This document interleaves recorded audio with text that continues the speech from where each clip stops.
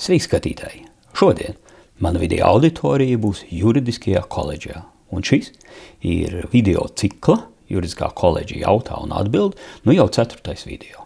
Vēl pavisam nesen vakar es pats šeit koledžā lasīju savas lekcijas, bet šodien uz jautājumu, vai ir kādi jaunumi normatīvos aktos attiecībā uz dzīvokļu īpašumu, atbildēs mans kolēģis, Juridiskās koledžas docētais, jurists Imants Lubāns. Sveiks, Jāni, paldies, ka uzaicināji. Jā, tiešām ir jaunumi no 2026. gada 1. janvāra.